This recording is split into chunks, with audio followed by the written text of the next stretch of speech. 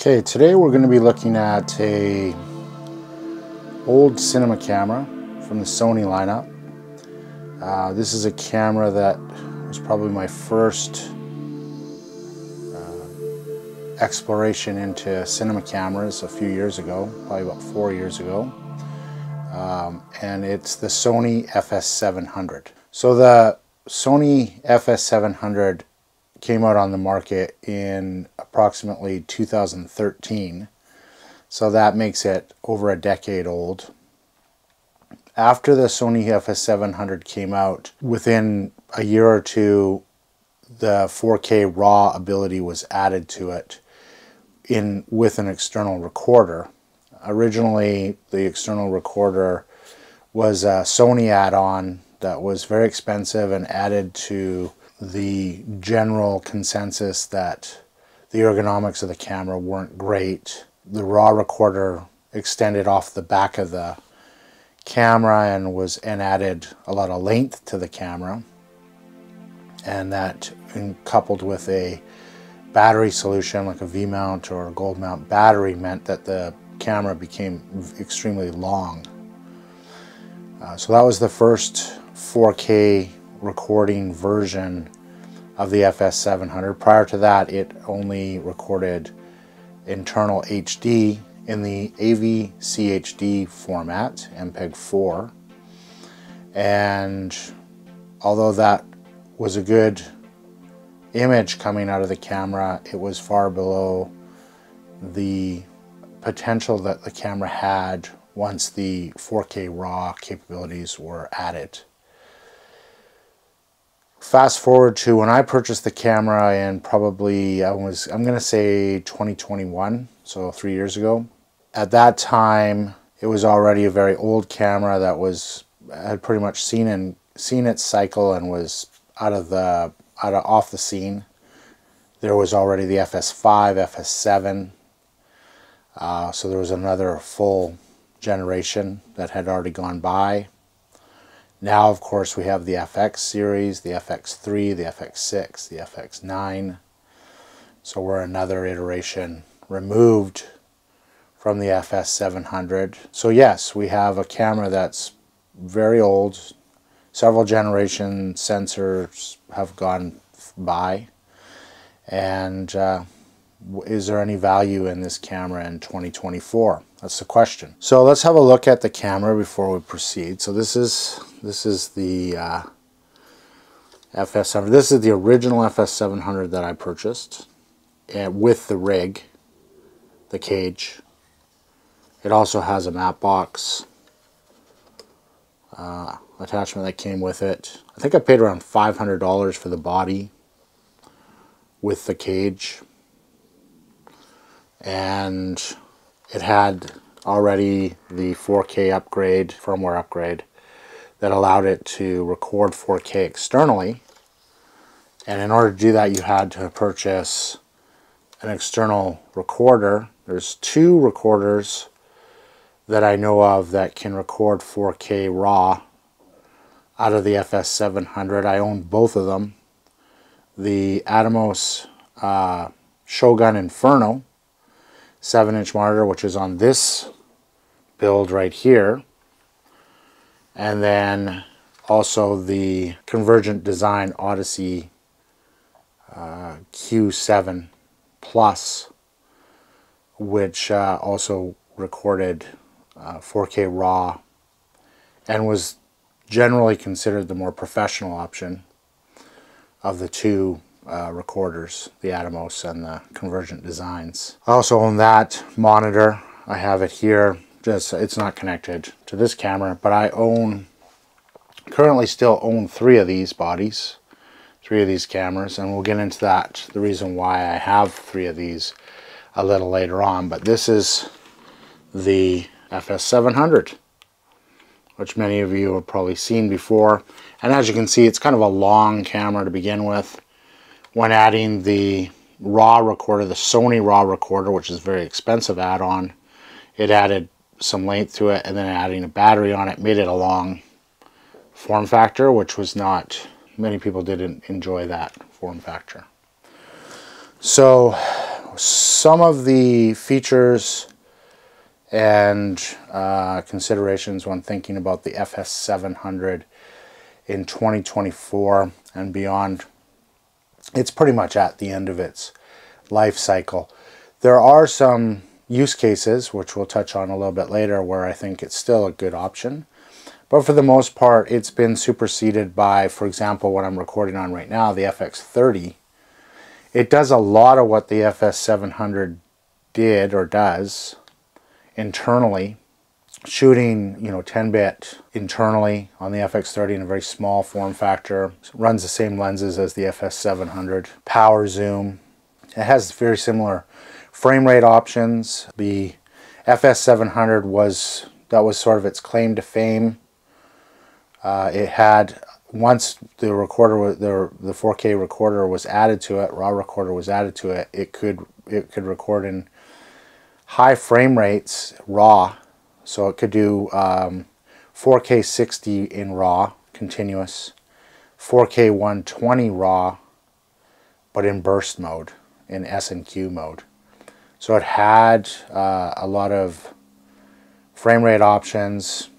For a camera that's over a decade old, it was one of the first that had those frame rate options, and that was a big draw to the camera. These options were later available in the FS5 and FS7, and that's why the life cycle of the FS700 was truncated, because it was overshadowed by those newer bodies that came out within a few years after the FS700 gained 4K RAW capabilities. So some of the negatives of the FS700, generally considered negatives, the form factor. So again, it's a longer body, especially in the day of nowadays where cube, square form factors are desirable. This had a much more camcorder style form factor, and you can see here the grip was very much like a camcorder style grip, although the way that I have it is much more like a modern style grip. You could also run it old camcorder style where it ran. You can easily change that so that it goes in the up position, and it's much more like your standard old school camcorder style hand grip. But this hand grip is removable, so I didn't even need to necessarily have this grip. But this grip is good because it has controls for the rocker, zoom if you're running a power zoom lens, and also record functionality built into the grip. So it's a cheap plasticky grip, but it functionally is very good. So the ergonomics of the camera have always been one of its major drawbacks. Doesn't appear to be a cinema camera. It looks much more like a camcorder, irregardless of its internal specification. The internal codec and resolution, so out of the box it's capable of doing internally only HD with a relatively thin codec. It has an MPEG-4 codec shooting 8-bit. It's not the greatest codec, but then having said that, it's not the worst image in the world coming out of there.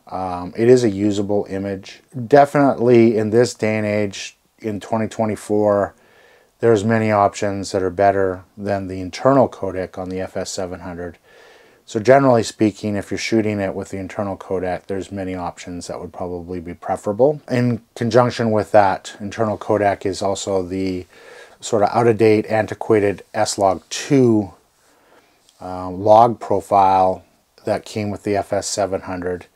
It is a gradable log, but in most circles, the S-Log3 of the current crop of Sony cameras is much preferable and much more neutral than the S-Log2 that was available in the FS700. Having said that, the S-Log2 that comes out of the FS700, when recorded in 4K RAW, is a usable log profile. This body also, even though it was quite an expensive body at the time of release, it was in the neighborhood of $8,000, so somewhat similar to like a Komodo 6K in today's dollars. It was a It had a lot of professional features, but it lacked timecode.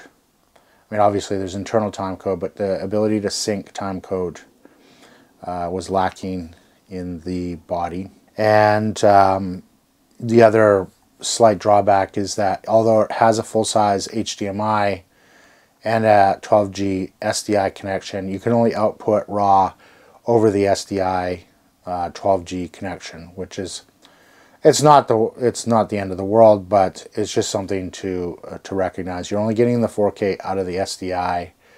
You can shoot HDMI out at HD for monitoring purposes, etc., but you're not getting the full 4K image that the sensor is capable of. So those are some of the common negatives of the camera. Turning to some of the positives of the camera, right now this camera is extremely inexpensive, and even like I said, even years ago I purchased this camera with the rig. The cage alone is probably worth more than what I paid. I think I paid 500 Canadian dollars for the body with the cage, and it's a MovCam cage, and then I also had it also came with the MovCam professional matte box, which I still use with the Komodo and this camera if necessary. So it was a really good value for a entry-level cinema camera, $500. And then at the time, the Shogun Inferno, which I used to record the 4K, was quite a bit more expensive than that. I think I paid like 900 Canadian dollars for the recorder, and then obviously you're going to have solid state media, so I was probably into it for around $1,500 to start, which is not inexpensive really. There's a lot of cameras out there that can do similar things in and around that cost. Like for example, the Blackmagic 4K is similar costing, and also it has the ability to record internal RAW.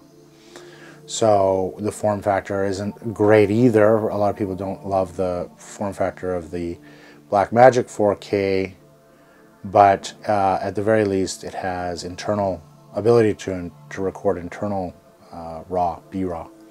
So that's a big advantage of that camera over the FS700. As mentioned before, this camera also has the advantage of some pretty good frame rates. For its time, they were fantastic frame rates. Now they're more standard frame rates. We're able to output 4K RAW at 60 frames per second, and then burst mode we can get 120 frames per second in 4K RAW. And then we can do 2K 240 frames per second in RAW as well. So it has a good set of frame rates available. Some of the things that are really interesting and really great about the camera, although not as good as the modern iterations, there's the internal NDs. So there's only clear, quarter, 16th, and 64th. So, but those are very useful, and having a body with internal NDs, that's a big advantage for a lot of use cases. So that's something that comes with the camera. That was a big step up from the FS100, which had predated this camera and lacked the ability to didn't have the internal NDs, and then also only had HDMI output and was never able to record in RAW in any way. So it was only limited to HD. So there's that. Built-in XLRs, 2 built-in XLRs, so very professional audio options there with phantom power on both channels. Can output signal to SDI and HDMI simultaneously. So you could be outputting the 12G signal through SDI, recording 4K on the recorder. Simultaneously, you could output an HD signal to a HDMI transmitter, and then so on set you could have monitoring via the HDMI, which is useful. It also offered pro features such as shutter angle and sensor gain. Often it's recommended to slightly overexpose the image in order to get the most out of your dynamic range on this particular camera. And that's actually going back to some of the negatives of the camera. Shooting 4K RAW with the camera exposure was something that you need to get kind of a handle on. You have to understand how the sensor best uses the dynamic range that it has. I believe it's spec'd at 13 stops of dynamic range. Obviously the usable dynamic range is somewhere below that, depending on the lighting and the situation. But I mean, it does have good dynamic range, but it's better if you know how to expose for the sensor. And one of those tricks was to slightly overexpose the image, which is contrary to typical cinema cameras of this day and age.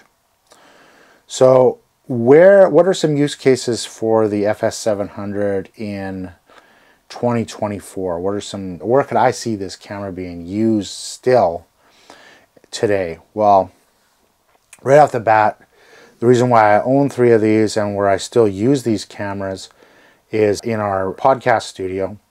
We have 3 of these cameras set up, and we're going out of HDMI out into a Blackmagic ATEM, and we're mixing down to a recorder into ProRes directly off of the 3 cameras as we live switch. So we're not live streaming, we're just taking it to a ProRes file on the SD drive. So for that purpose, that's why I have these cameras. They're inexpensive. We can keep them set up for the most part in the studio. So if we're going to sit down and do a podcast, we don't have to rig up cameras. The lighting's static, the cameras are static, the positions are fixed. It's a very easy workflow for a podcast studio, and you're still getting a really decent image. It's a HD image. It's not a 4K image, but it is easily possible to bump up to a 4K image with that same studio setup just by adding the 4K recorders to each of them. And I do have 4K recorders that go with each of the bodies. So if we wanted to shoot in RAW, we can do that and just do a mix down later from 4K RAW. So that's one area where the FS700 I feel is still valuable and useful in 2024. If the price was right and it was a first step up from a mirrorless to a cinema camera, it's not the worst option if you got everything with it, the full rig, including a recorder for, you know, under $1,000, which I bought. Like the next one that I bought was under $1,000 for the recorder and the body, and then the final one I bought was with the Odyssey, which is a better recorder in many ways. Paid $1,000 as well. So I got, you know, a couple of them for under $1,000, and that's been over that was a couple of years ago still too. Nowadays I do see them coming up relatively inexpensively. If you could get one with a recorder for, you know, $600-700 Canadian dollars, it would be a fantastic starter cinema camera, being that it has built-in NDs, being that it has a usable internal codec, but also the ability to record 4K RAW with those frame rates. It could be a good starter cinema camera as well. Although I think that there are a lot of other options that I would recommend before the FS700 for a beginner starting out. I mean, not a beginner, an absolute beginner, but someone stepping into a cinema camera for the first time. I'd probably aim them towards like the Blackmagic Cinema Camera 4K, because that's still a production camera. It's still very usable internal RAW recording. So that would be probably my first recommendation for entry-level cinema camera in this day and age. Another one that I love, and I've obviously always talk about on this channel, is the Blackmagic Pocket Cinema Camera OG, the original. That's a fantastic cinema camera. Now, whether or not that's the camera to start doing narrative work with, yeah, it's great. But nowadays I see that more as like the replacement for the Super 8 sort of home movie type of camera, getting a beautiful image in a walk-around form factor. If you're going to build something out and rig it out for narrative stuff, probably the Blackmagic 4K would be first choice, and then The FS700 would be a good choice as well. You'd learn a lot. You need to be a pretty decent colorist with the FS700. I think it'd be easier to get good color out of the Blackmagic 4K natively right out of the box. However, having said that, you get some really good codecs coming out of the recorder. With the FS700, you have the ProRes RAW, or you also have Cinema DNG. You can record to either of those formats. Plus, you could also just record to 10-bit ProRes HQ or 422 codec as well. So that gives you quite a bit of flexibility with codecs. And then you're just mainly limited by the ergonomics and the form factor of the camera over something like an FX30, which would be I think a much better camera, obviously having many of the same specifications and exceeding some of those specifications, and then the ability to record 4K RAW in ProRes using the Ninja 5 external recorder on the FX30. So that would probably be, but a much more expensive option, but definitely probably a better fit for most people in 2024. So yeah, for studio builds, that would be the #1 recommendation for using this camera still, and using a set of these cameras with 4K recorders in a studio setting where everything's set up and easy to roll. We use it, and it's a fantastic setup for us. So yeah, that's my take on the FS700 in 2024. Thanks for watching. If you've gotten this far, I'd love it if you could comment below about your ideas on sort of entry-level cinema cameras in 2024. What would your recommendation be? Have you used the FS700? Is it something that you would consider in 2024? Or is it just too old to get much use out of? I still think there's a little bit of life left in it in certain circumstances. I'd love to hear your opinions down below, and if you're interested in this type of content, it would be great to see you come along for the ride. Like and subscribe, all that good stuff. And if you are watching this content and you have your own channel, I would love to know about it. Please list it below in the comments, and I'd like to take a look at what you're doing too. This is a community, and I'm just a member of this community trying to put out a bit of content to help others make decisions and feed the discussion on older, forgotten equipment in the camera and video camera, cinema camera space. So have a great day. Thanks for joining. See you next time. Bye.